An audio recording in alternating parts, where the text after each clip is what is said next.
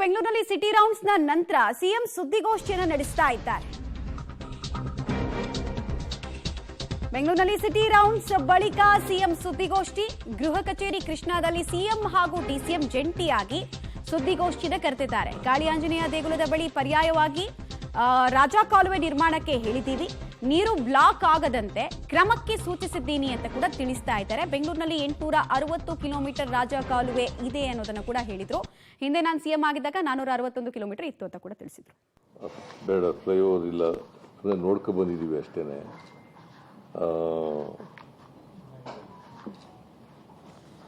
ಕಾಮಗಾರಿಗಳು ಎಲ್ಲೆಲ್ಲಿ ನಿಧಾನ ಆಗಿದೆ ಅವೆಲ್ಲನೂ ಕೂಡ ಮಾಡಬೇಕು ಅಂತ ಹೇಳಿದ್ದೀವಿ. ಒಂದು ಸಿಲ್ಟ್ ತೆಗಿಬೇಕು, ಎರಡನೇದು ಕಾಮಗಾರಿಗಳನ್ನು ತ್ವರಿತಗೊಳಿಸ್ತಕ್ಕಂಥ ಕೆಲಸ ಮಾಡಬೇಕು, ಮೂರನೇದು ಎಲ್ಲೆಲ್ಲಿ ಮರ ಒಣಗೋಗಿದೆ ಆ ಕೊಂಬೆಗಳನ್ನೆಲ್ಲ ಕತ್ತರಿಸಿ ಅಪಾಯ ಆಗಬಾರ್ದು ಮುಂದೆ, ಆ ಥರದ್ದು ಕೂಡ ಇನ್ಸ್ಟ್ರಕ್ಷನ್ಸ್ ಕೊಟ್ಟಿದ್ದೀವಿ. ಆಮೇಲೆ ಈ ಫುಟ್ಪಾತ್ಗಳಲ್ಲಿ ಹಳ್ಳ ಬಿದ್ದಿರ್ತವೆ, ಕಲ್ಲೆಲ್ಲ ಬಿದ್ದೋಗಿರ್ತವೆ, ಫುಟ್ಪಾತ್ ಇರೋದಿಲ್ಲ, ಇಂಥ ಕಡೆಯೆಲ್ಲ ಕೂಡಲೇ ಅದಕ್ಕೆ ಅಟೆಂಡ್ ಮಾಡಬೇಕು ಅಂತ ಹೇಳಿದ್ದೀನಿ.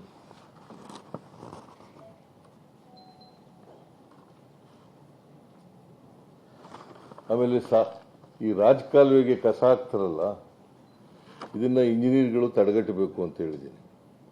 ಯಾಕಂತಂದ್ರೆ ರಾಜಕಾಲುವೆಗಳಿಗೆ ಕಸ ಹಾಕಿದ್ರೆ ಅದು ಸಿಲ್ಟಪ್ ಆಗಿಬಿಡ್ತದೆ.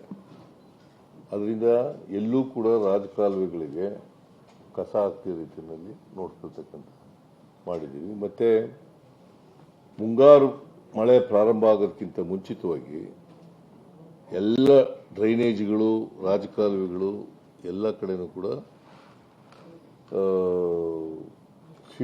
ಸಿಲ್ಟಪ್ ಆಗಿದಾವಲ್ಲ ಅದನ್ನೆಲ್ಲ ತೆಗೆದು ಕ್ಲೀನ್ ಮಾಡಬೇಕು ಅಂತ ಹೇಳಿದ್ವಿ. ಮೂರನೇದು, ಬೆಂಗಳೂರು ನಗರದಲ್ಲಿ ಬಹಳಷ್ಟು ಗುಂಡಿಗಳಾಗ್ಬಿಟ್ಟಿದ್ದಾವೆ. ನೀವು ಎಲ್ಲ ಬರೆದಿದ್ದೀರಿ.